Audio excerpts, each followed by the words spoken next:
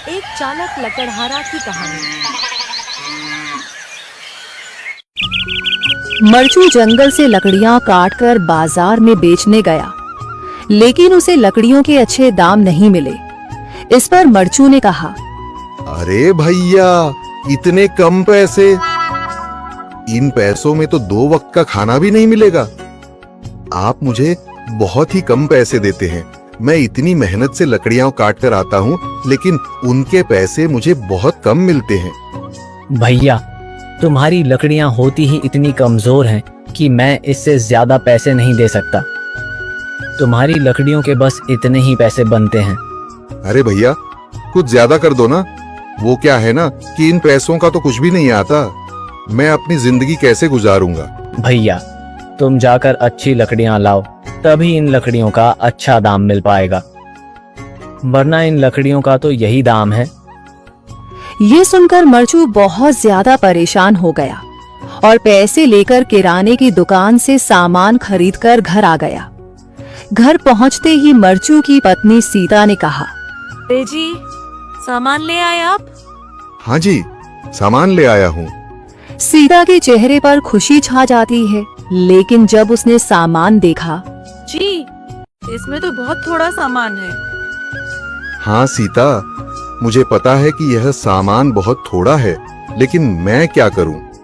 मेरे पास जितने पैसे थे, मैं उतने का ही सामान लेकर आ गया हूँ। इस तरह हमारा गुजारा कैसे हो पाएगा जी? आपको तो पता ही है कि हम कितनी मुश्किलों से गुजारा करते हैं। हाँ हाँ, मुझे पता है, लेकिन मैं कर भी क्या सकता हूँ? मेरे पास इतने पैसे ही नहीं कि हम एक अच्छी जिंदगी गुजार सकें।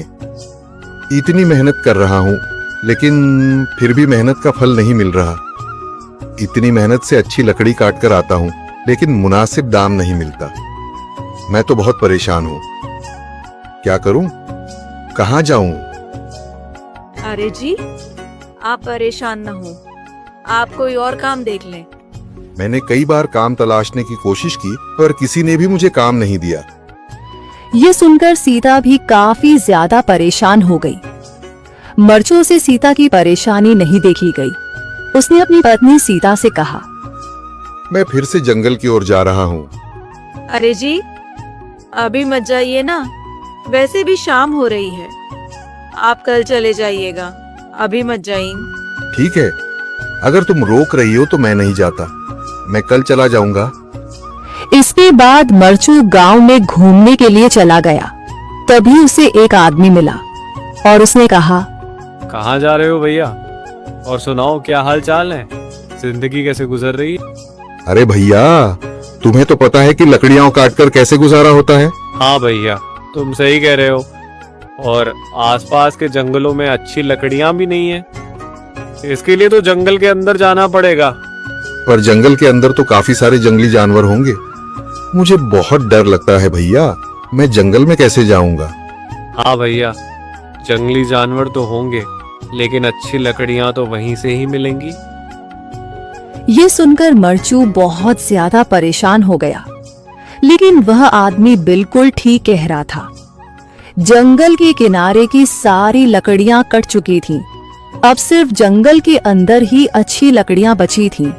अगली सुबह मरचू लकड़ियां काटने जंगल की ओर चल पड़ा।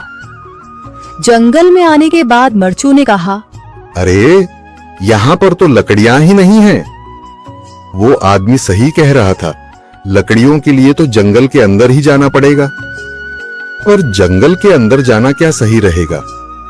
मुझे तो बहुत डर लग रहा है, क्योंकि वहां पर तो काफी सारे जंगली जानवर होंगे जो खतरनाक होंगे।